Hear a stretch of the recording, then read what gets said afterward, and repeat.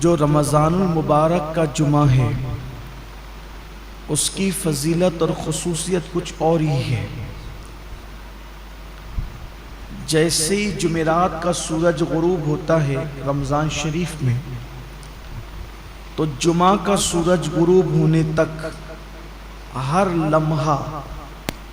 لمحے کو ہم، چونکہ حدیث میں لمحے کا ذکر ہے، اگر آج کی اصطلاح کے اعتبار سے اس کا ترجمہ کریں تو ہو جاتا ہے ہر سیکنڈ۔ تو ہر لمحے میں 70,000 ایسے جہنمیوں کو اللہ جہنم سے آزاد کرتا ہے جن کے لیے جہنم کا عذاب لازم ہو چکا، اپنے کرم سے وہ یوں ہی آزاد کرتا ہے، اور یہ سلسلہ پوری رات چلتا رہتا ہے، ہر لمحہ 70,000 پھر اس کے بعد دن میں بھی یہی سلسلہ، حتیٰ کہ جو جمعۃ المبارکہ کی آخری ساعت غروب آفتاب کے وقت آتی ہے، تو وہ جو سورج غروب ہونے سے لے کر اب سورج غروب ہونے تک جتنے لمحات میں 70,000 بخشے گئے تھے، ان سب کی تعداد کے برابر اس آخری گھڑی میں اتنے ہی لوگوں کو بخشا جاتا ہے۔ یہ ہے جمعہ کا رمضان المبارک، رمضان المبارک کا جمعۃ المبارک، ماہ رمضان کے جمعۃ المبارکہ کی شان یہ ہے۔ اب آپ اندازہ کریں کہ ہم کتنے قیمتی لمحات میں ہیں، اور یہ لمحات کتنے قیمتی ہے، اس لیے اس کو غنیمت جاننا چاہیے، اس کا احترام کرنا چاہیے، اس کی تعظیم کرنا چاہیے۔ اللہ قرآن مقدس میں ارشاد فرماتا ہے وَمَن يُعَظِّمْ شَعَائِرَ اللَّهِ فَإِنَّهَا مِن تَقْوَى الْقُلُوبِ، کہ جو اللہ کی نشانیوں کی تعظیم کرتے ہیں تو یہ دلوں کے تقوی کی وجہ سے، یعنی جن کے دلوں کو اللہ نے تقوی کے لیے چن لیا ہے، وہ اللہ کی نشانیوں کی تعظیم کرتے ہیں۔ اللہ کی نشانیوں کی تعظیم کا مطلب کیا؟ پہلے اللہ کی نشانی کیا؟ جیسے قربانی کے جانور، یہ اللہ کی نشانی، کعبۃ اللہ شریف اللہ کی نشانی ہے، صفا مروہ اللہ کی نشانی ہے، اولیاء اللہ کے مزارات اللہ کی نشانی ہے، اولیاء اللہ کا وجود اللہ کی نشانی ہے۔ اسی طرح ماہ رمضان شریف اللہ کی نشانی ہے۔ اللہ کی نشانی کا مطلب دیکھو، نشانی اس کو کہتے ہیں جس کو دیکھ کر اصل یاد آئے، جس کو دیکھ کر ہم کہتے ہیں یہ فلاں کی نشانی، یہ فلاں، یعنی جب میں یہ دیکھتا ہوں تو وہ یاد آتا ہے۔ جیسے کسی نے مجھے انگوٹھی دی تو یہ انگوٹھی فلاں کی نشانی، کہ میں انگوٹھی دیکھتا ہوں تو دینے والا یاد آتا ہے۔ تو جن جن چیزوں کو دیکھنے سے خدا یاد آتا ہے وہ اللہ کی نشانی ہے، اور جو اللہ کی نشانیوں کی تعظیم کرے، احترام کرے، تو یہ اس کے دل میں تقوی ہے، اللہ کا ڈر ہے، وہ اس کے دل میں پرہیزگاری ہے، اس بنیاد پر وہ اللہ کی نشانیوں کی تعظیم کرتا ہے۔ تو اب رمضان المبارک کا احترام وہی دل کر سکتے ہیں، وہی قلوب کر سکتے ہیں جس دل کے اندر تقوی موجود ہے، پرہیزگاری موجود ہے، اللہ رب العزت کا خوف موجود ہے۔ انہی لوگوں کو اللہ توفیق دیتا ہے نشانیوں کے احترام کی اور نشانیوں کی تعظیم کی۔ اب ہم دیکھیں کہ کیا ہمارے دل کے اندر اللہ کی نشانیوں کی تعظیم ہے؟ ہر نشانی کی تعظیم الگ الگ ہے۔ تب رمضان شریف کی تعظیم کیسے کریں گے؟ جیسے اگر کسی ولی کو دیکھیں، کسی اللہ والے کو دیکھیں، تو اس کی تعظیم یہ کہ ہم اٹھ کے کھڑے ہو جائیں، اس کے ہاتھوں میں ہاتھ دے دیں، زیادہ سے زیادہ تعظیم یہ کہ اس کی دست و بوسی کریں، اس سے دعائیں لیں۔ لیکن کیا رمضان شریف کے لیے ہم کیسے اٹھ کے کھڑے ہوں؟ یہ دکھنے والی چیز تو ہے نہیں، اس کے ہاتھ تو ہے نہیں کہ ہم اس کے ہاتھ چوم لیں۔ تو اس کی تعظیم کا مطلب کیا ہے؟ تو سب کی تعظیم جدا جدا ہے۔ اللہ کے حرم کی تعظیم یہ ہے کہ جب حرم میں داخل ہو جاؤ تو جن چیزوں سے اللہ نے منع کیا ان چیزوں سے رک جاؤ۔ تو ایسے ہی رمضان المبارک کی تعظیم یہ ہے کہ اس کے روزے رکھے جائیں، اس میں تراویح پڑھی جائے، اور اس میں اپنے آپ کو ظاہری اور باطنی گناہوں سے بچایا جائے، یہ اس کی تعظیم ہے۔ کیا واقعی ایسا ہو رہا ہے؟ اللہ کا شکر ہے کہ ہمارے گنبد و مینار کے شہر مالیگاؤں میں ایک بڑی تعداد میں لوگ روزہ رکھتے ہیں، حتیٰ کہ ہمارے یہاں چھوٹے چھوٹے بچوں کو بھی اللہ نے یہ توفیق بخشی کہ چھوٹے بچے بھی روزہ رکھتے ہیں۔ خواتین اس میں مردوں سے کچھ آگے ہے روزے کے معاملات کے اندر، لیکن کہیں نہ کہیں اب بھی کمی ہے۔ اب بھی ایک بہت بڑی تعداد ہے جو روزہ نہیں رکھتی، روزہ رکھنے سے محروم ہے، اور وہ ان نوجوانوں کی تعداد ہے جو اس وقت محنت مزدوری کرتے ہیں، مارکیٹ میں بیٹھتے ہیں، لوم چلاتے ہیں، کاروبار کرتے ہیں، اور ان کا عذر یہ کہ دھوپ بہت ہے، تمازت بہت ہے، شدت بہت ہے۔ واقعی موسم تو گرم ہے، کچھ روزے اپریل میں ہوں گے اور کچھ روزے مئی میں بھی ہوں گے، بلکہ پورا آخری عشرہ مئی میں ہوگا، اور گرمی کا اور محنت کا عذر پیش کر کے لوگ روزہ چھوڑ دیتے ہیں۔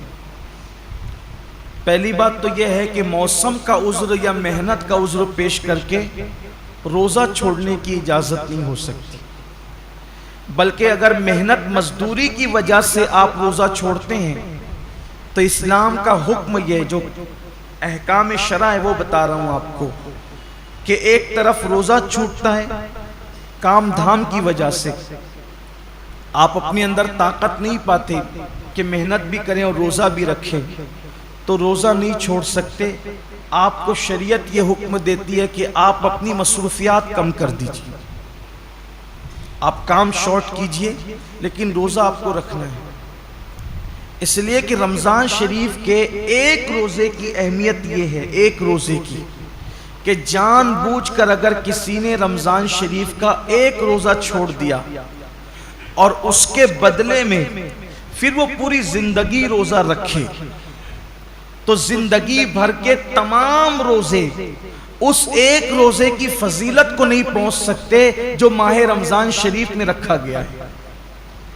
ماہ رمضان شریف کے روزے کا بدل زندگی بھر کے روزے نہیں ہو سکتے، جو فضیلت ان دنوں کی ہے۔ یہ موسم ہے روزے کا، اور کچھ لوگ چھوٹی موٹی بیماری کا بہانہ لے کر بھی روزہ چھوڑتے ہیں۔ ہر چھوٹی موٹی بیماری پر روزہ چھوڑنے کی اجازت نہیں ہے، گنہگار ہوں گے، سخت گنہگار ہوں گے۔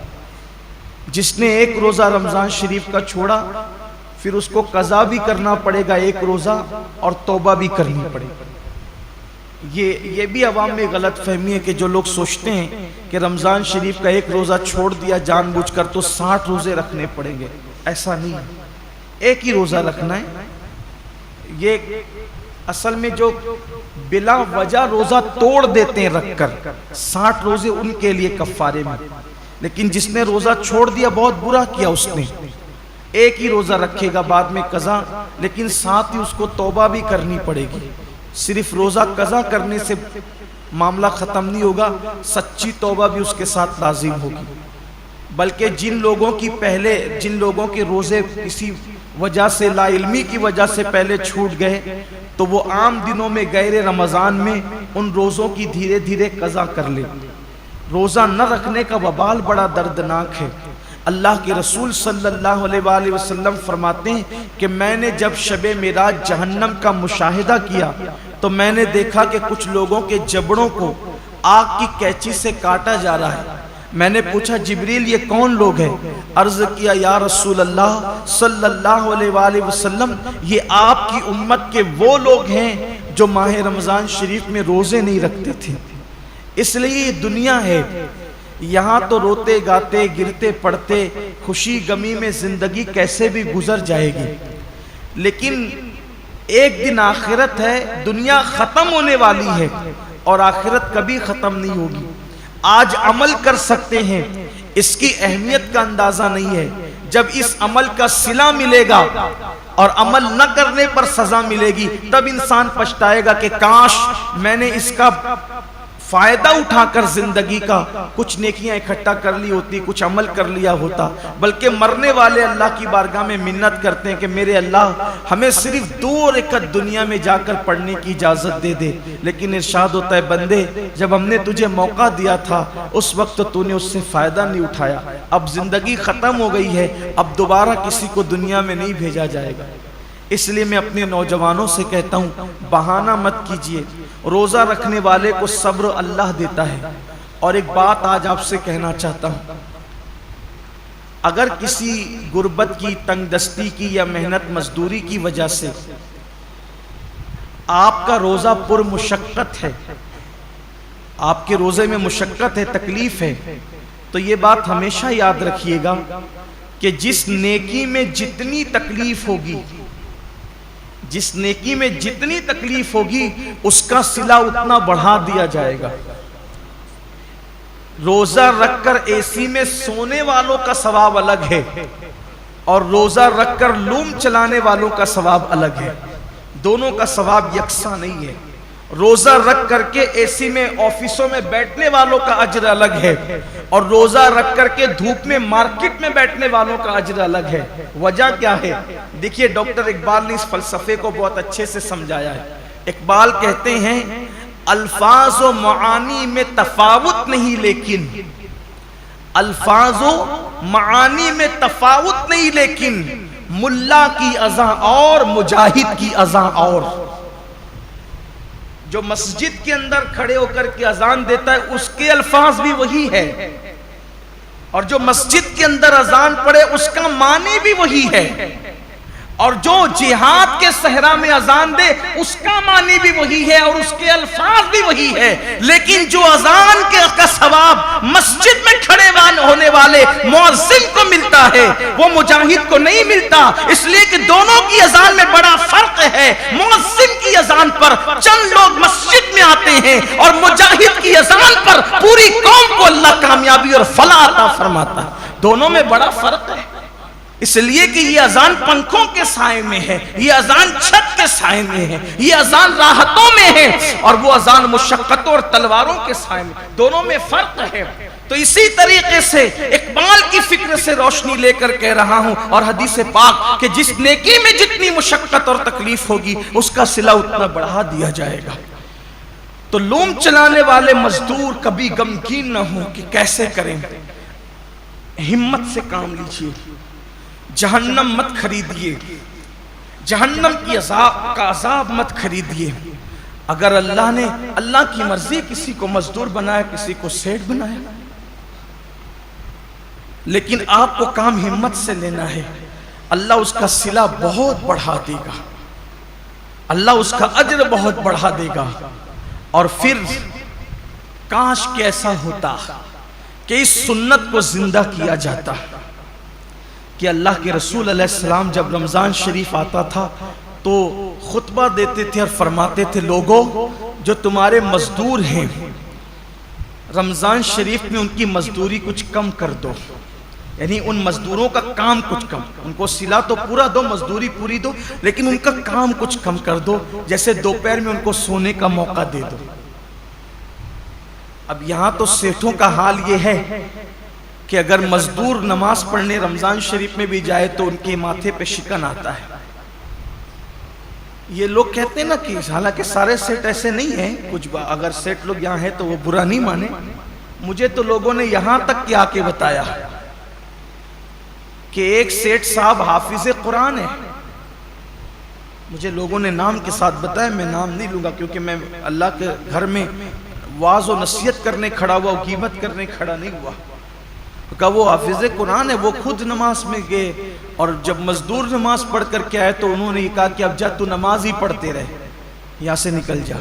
یہ صورتحال ہے۔ پھر جس قوم کو کا حال یہ ہو کہ وہ اس قدر گندی سوچ کی حامل ہو جائے کہ وہ اپنے مزدور کو نماز پڑھنے تک جانے نہ دے، پھر ان کے کاروبار تباہ نہیں ہوں گے تو اور کیا ہوں گے؟ ان کے کاروبار کی ملائی دوسرے لوگ نہیں کھائیں گے تو کیا کریں گے؟ کل اور آج کے کاروبار میں کچھ فرق محسوس کرتے ہیں آپ؟ کل کی برکتوں میں اور آج کی برکتوں میں آپ کچھ فرق محسوس کرتے ہیں؟ کل بھی ہمارے باپ داداؤں نے کاروبار سنبھالا اور آج بھی ہماری نئی نسل سنبھال رہی. فرق یہ ہے کہ وہاں جب دین کا معاملہ آتا تھا تو وہ اپنے آپ کو سرنڈر کر دیتے تھے. قدرت نے انہیں برکتوں سے نوازا تھا. آج بہت کاروبار بڑھا لیا گیا ہے لیکن پھر بھی ہائے ہائے کیے جا رہے ہیں. برکتیں اٹھ گئی ہے. وجہ یہ کہ دین سے دوری ہے, مذہب سے دوری. اور انسان جب دین سے دور ہوگا تب تک وہ روئے گا, تب تک وہ پچھتائے گا, تب تک ناکامی اس کے گلے کا ہار بنے گی. تو آئیے, اللہ رب العزت نے اتنا خوبصورت سا مہینہ ہمیں دیا ہے, اس لیے میری گزارش ہے کہ اس مبارک مہینے میں پہلے تو روزوں کا اہتمام کریں.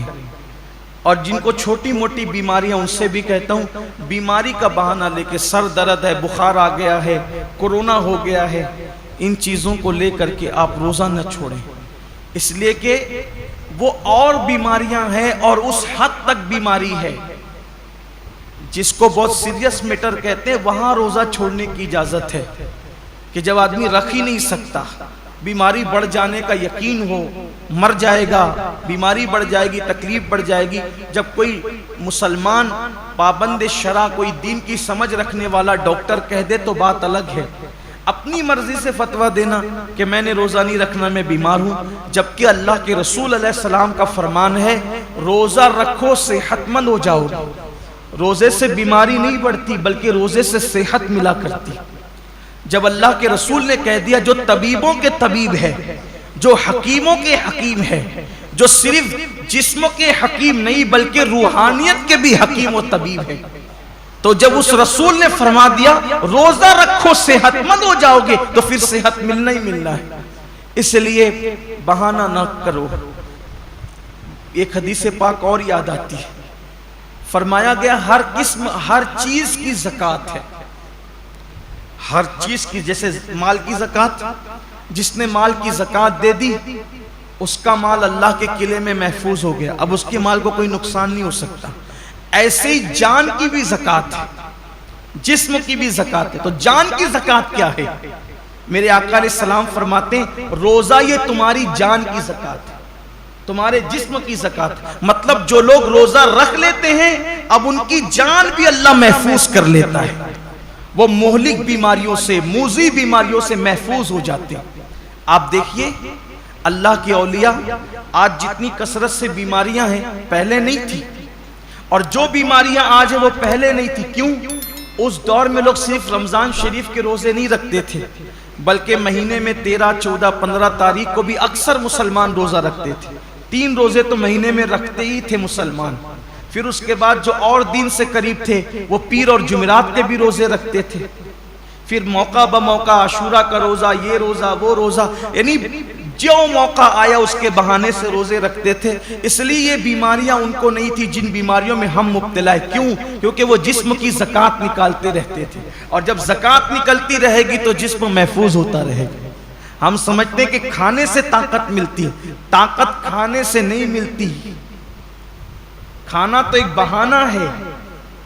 فرمایا گیا کم کھانا یہ صحت انسان کو صحت مند کرتا ہے, کم غذا انسان کو صحت مند کرتی. ہم کھانے کے لیے پیدا نہیں ہوئے, کھانا ہمارے لیے پیدا ہوا. بزرگوں نے فرمایا جینے کے لیے کھایا کرو, کھانے کے لیے جیا مت کرو, اللہ کے لیے جیو. یہ انسان کی سوچ اور فکر ہونا چاہیے. تو پہلی چیز یہ ہے روزہ رکھیے, روزے کا اہتمام کیجیے, اور روزہ رکھیے تو اس طرح رکھیے جیسے اللہ نے روزہ رکھنے کا حکم دیا ہے. یہ دوسرا باب آپ کے سامنے پیش کرنے لگا. پہلے تو روزہ رکھیے, اب جو روزہ رکھتے ہیں ان کے لیے اس طرح رکھیے جیسے اللہ نے رکھنے کا حکم دیا. اب اللہ نے روزہ رکھنے کا حکم کیسے دیا؟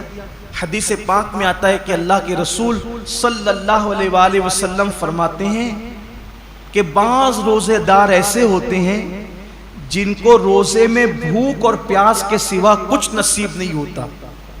یعنی صرف وہ بھوکے اور پیاسے رہتے ہیں, بس ان کو کچھ ملنا نہیں ہے. وجہ اس لیے کہ انہوں نے جو حلال کھانا تھا، توجہ کرنا، جو حلال کھانا تھا، جیسے کھانا حلال ہے نا، پانی بھی حلال ہے، مغرب بعد تو کھا سکتے ہیں نا، وہ تو حلال ہی ہے، صبح صادق سے پہلے کھا سکتے ہیں، حلال ہی ہے، لیکن روزہ رکھنے کی نیت کرنے کی وجہ سے وہ حرام ہو گیا تو رک گئے کھانے پینے سے۔ لیکن جس کھانا جو حلال تھا روزے سے پہلے اور روزے کے بعد، وہ روزے کی حالت میں تو ہم رک گئے کھانے پینے سے، فریج بھری ہوئی ہے پھلوں سے، رک گئے ہیں، کچن بھرا ہوا ہے کھانے سے، رک گئے ہیں، مگر گالی تو ہمیشہ حرام ہے۔ کیا روزے میں لوگ گالی سے بھی رکے؟ پاپ کی نظر کسی عورت پہ اٹھانا یہ تو ہمیشہ حرام ہے۔ کیا آنکھوں کو بھی لوگوں نے کنٹرول کیا؟ نماز ترک کرنا یہ ہمیشہ حرام ہے، نماز کو چھوڑ دینا یہ ہمیشہ حرام ہے۔ کیا لوگ روزے کی حالت میں نماز کے پابند ہوئے؟ بے شمار روزے دار ہیں جو نیند سے اٹھتے ہیں، بستر پہ سحری کھاتے ہیں، وہیں سو جاتے ہیں۔ یہ کون سا روزہ ہے جس میں کوئی نماز ہی نہیں؟ یہ کون سا روزہ؟ روزے کے متعلق میرے آقا صلی اللہ علیہ وآلہ وسلم کے فرمان کا مفہوم ہے، روزہ وہ ہے صحیح معنی میں، کون سا روزہ؟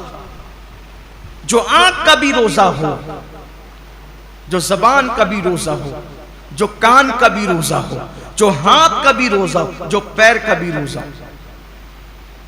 آنکھ کا روزہ یہ ہے کہ جن چیزوں کو اللہ نے حرام کر دیا روزے کی حالت میں انہیں نہ دیکھو۔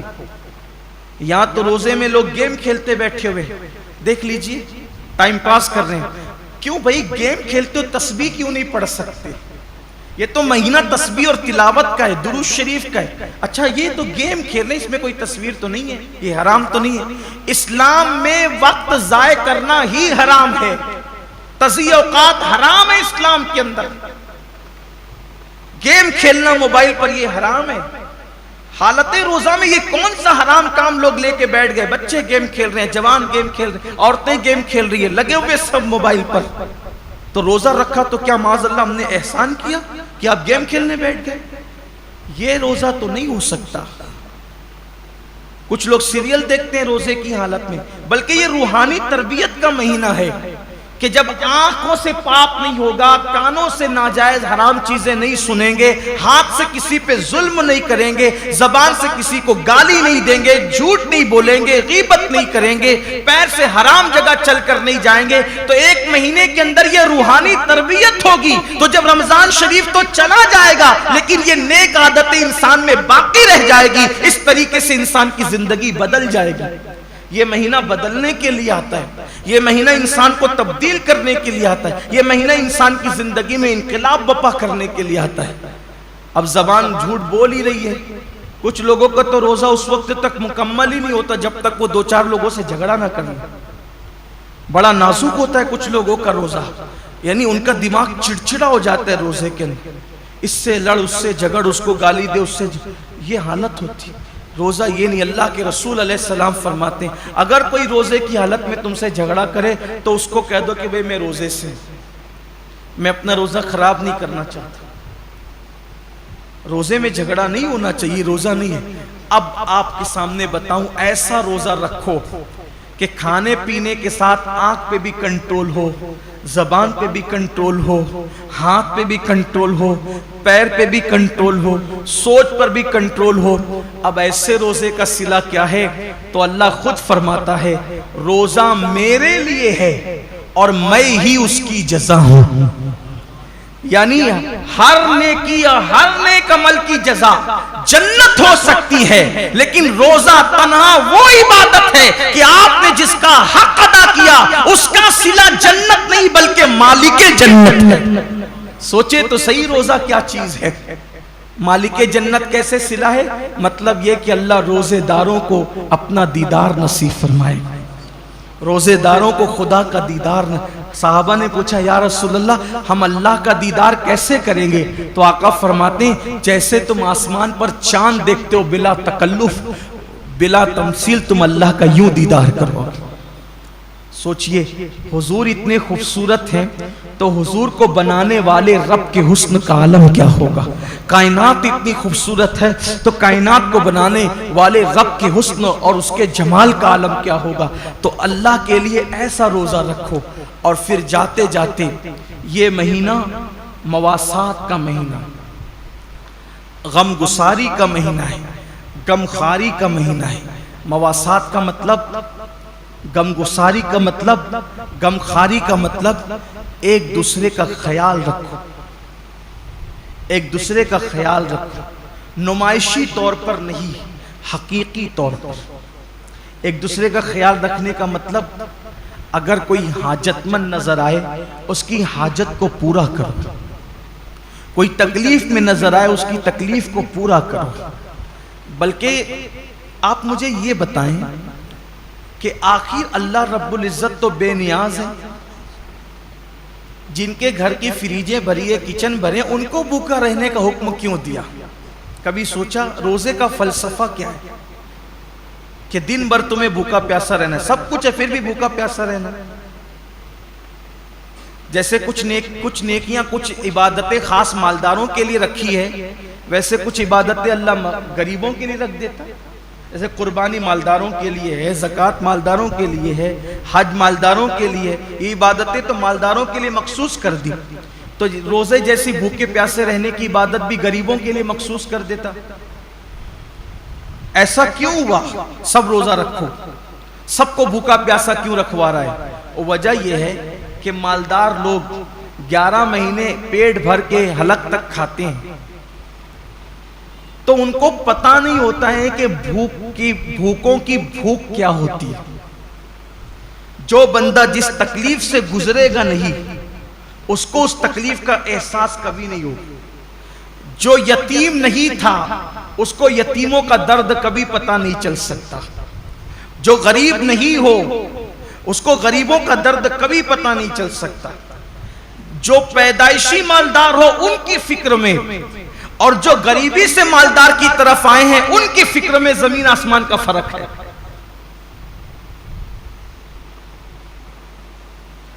ایک مرتبہ کا واقعہ ہے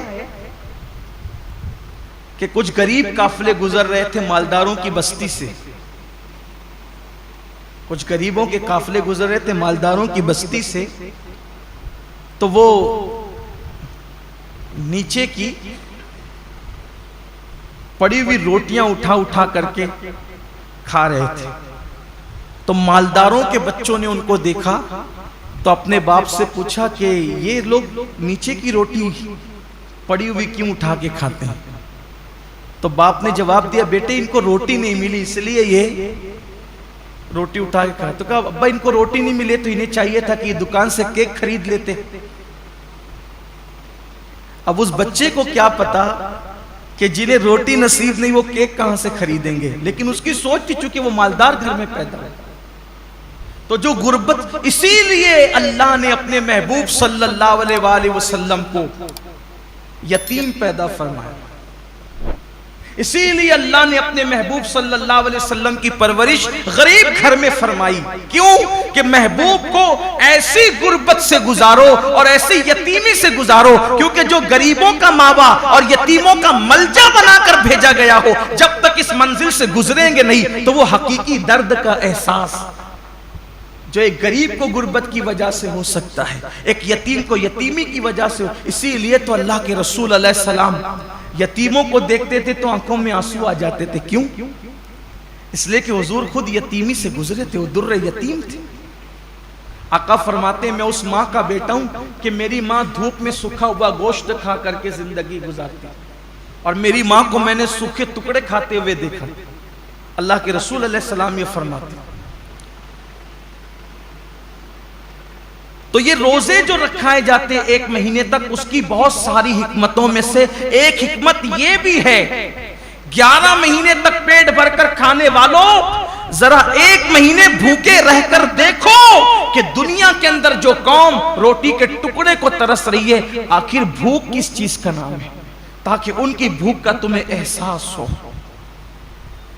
اور بھی حکمتیں، لیکن ایک حکمت یہ بھی ہے کہ ان کی بھوک کا تمہیں احساس ہو. تو یہ مہینہ مواسات کا مہینہ ہے، حاجتیں پوری کرنے کا مہینہ ہے، تکلیفیں پوری کرنے کا مہینہ ہے۔ اللہ کے رسول علیہ السلام کا فرمان ہے، حدیث پاک میں آتا ہے کہ جو ماہ رمضان شریف میں اپنے کسی مومن بھائی کی صرف ایک حاجت پوری کر دے، ایک حاجت، اللہ تعالیٰ اس کی 10 لاکھ حاجتوں کو پورا فرمائے گا اور اس کو گناہوں سے ایسے پاک کر دے گا جیسے وہ ابھی اپنی ماں کے پیٹ سے پیدا ہوا۔ اس لیے اگر اللہ نے آپ کو نوازا ہو دولت سے، اگر اللہ نے آپ کو نوازا ہو مال سے، اگر اللہ نے آپ کو خوشحال رکھا ہو تو اپنے رشتہ داروں کا خیال کریں، اپنے گرد و پیش کا خیال کریں۔ میں تو صرف یہی عرض کرنا چاہتا ہوں کہ ہر آدمی اگر صرف اپنے رشتہ داروں کو سنبھال لے تو مسلمانوں کی غربت کا خاتمہ ہو جائے۔ اس لیے اپنے گرد و پیش کا جائزہ لیں، حسب حیثیت حسب طاقت ایک دوسرے کی مدد کریں، اور ایک دوسرے کی مدد کرنے کے ساتھ ساتھ اللہ تعالیٰ نے اگر آپ کو مال دیا ہے، دولت دیا ہے، تو اپنے مال سے مدارس اسلامیہ کی بھی مدد کریں، اس لیے کہ جب تک مدارس ہیں تب تک علم زندہ ہے، اور جب تک علم زندہ ہے تب تک اسلام زندہ ہے۔ اللہ کے رسول علیہ السلام فرماتے ہیں العلم حیات الاسلام و عماد الدین، کہ علم اسلام کی زندگی ہے، جب تک علم رہے گا اسلام رہے گا،